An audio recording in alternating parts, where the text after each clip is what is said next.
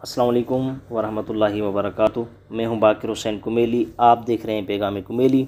آج ہماری فارسی کی 7ویں کلاس ہے اور آج کی اس کلاس میں ہم ماضی قریب کو بیان کریں گے۔ ہم نے تیسری کلاس میں بیان کیا تھا کہ ماضی کی 6 قسمیں ہوتی ہیں اور سب سے پہلی جو قسم تھی وہ تھی ماضی مطلق، جس کو ہم نے 3 کلاسوں میں بیان کیا۔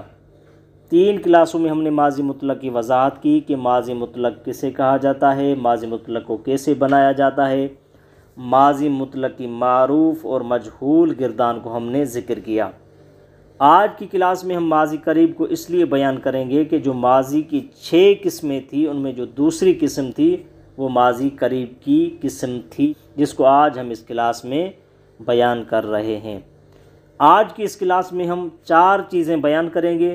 سب سے پہلی چیز یہ بیان کریں گے کہ ماضی قریب کسے کہا جاتا ہے۔ دوسری چیز یہ بیان کریں گے کہ ماضی قریب کو کیسے بنایا جاتا ہے۔ تیسری چیز ہم بیان کریں گے کہ ماضی قریب کی معروف گردان کون سی ہے۔ آخری چیز بیان کریں گے کہ ماضی قریب کی مجہول گردان کون سی ہے۔ سب سے پہلے اگر ہم بات کریں کہ ماضی قریب کسے کہا جاتا ہے تو جواب ملے گا کہ جو کام گزرے ہوئے زمانے میں ہوا تھا وہ ہمیں سمجھ میں آ جائے کہ یہ کام ہوا تھا، اور یہ ہمیں سمجھ میں آ جائے کہ اس کام کو زیادہ عرصہ نہیں ہوا بلکہ قریب قریب جو زمانہ گزرا ہے اس زمانے میں یہ کام ہوا تھا۔ اس زمانے کو زیادہ عرصہ زیادہ وقت نہیں ہوا جس زمانے میں یہ کام، یہ فعل، یہ عمل ہوا تھا، تو اسے ماضی قریب کہا جاتا ہے، جسے آپ یہاں پر عبارت میں بھی دیکھ سکتے ہیں۔ سبق 5 ماضی قریب کا بیان۔ نیچے عبارت میں آپ کو یہی تعریف ملے گی کہ ماضی قریب وہ ہے جس سے قریب کے گزرے ہوئے زمانہ میں کسی کام کا ہونا سمجھا جائے۔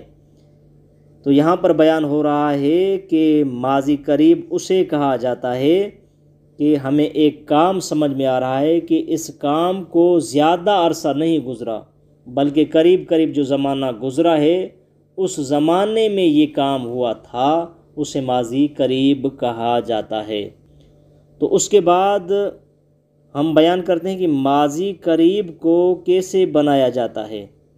یہاں پر بیان ہو رہا ہے ماضی مطلق کے آخر میں ہے است زیادہ کر کے ماضی قریب بناتے ہیں۔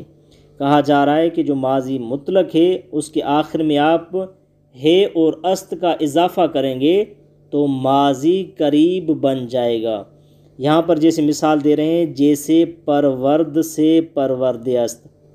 پرورد ماضی مطلق ہے جس کا مطلب ہے اس نے پالا۔ جب ہم اس سے ماضی قریب بنائیں گے تو اس کے آگے ہے اور است کا اضافہ کریں گے تو ماضی قریب بن جائے گا۔ جیسے پرورد کے آگے ہم جب ہے اور است کا اضافہ کریں گے تو ہو جائے گا پرورد است۔ پرورد کا مطلب تھا اس نے پالا، جب ہم ہے است کا اضافہ کریں گے ہو جائے گا پرورد است، یعنی اس نے پالا ہے۔ فقط اس نے پالا نہیں بلکہ اس نے پالا ہے۔ تو ماضی قریب جب ہم بنائیں گے تو ماضی مطلق سے بنائیں گے، فقط ہم ماضی مطلق کے آگے ہے اور است کا اضافہ کریں گے تو ماضی قریب بن جائے گی۔ اب ماضی قریب معروف کی ہم گردان کو ذکر کرتے ہیں۔ گردان ماضی قریب معروف: واحد غائب کا صیغہ پرورد است، اس نے پالا ہے۔ جمع غائب کا صیغہ پرورد اند، انہوں نے پالا ہے۔ واحد حاضر کا صیغہ پرورد ای، تو نے پالا ہے۔ جمع حاضر کا صیغہ پرورد عید، تم نے پالا ہے۔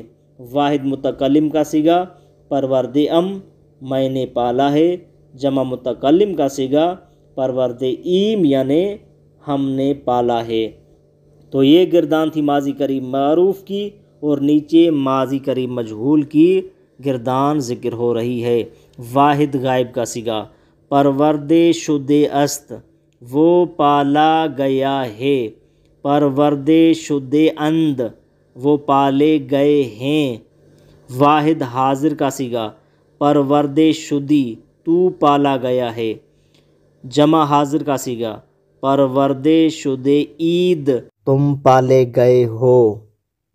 واحد متکلم کا صیغہ پرورد شدہ ام، میں پالا گیا ہوں۔ جمع متکلم کا صیغہ پرورد شدہ ایم، ہم پالے گئے ہیں۔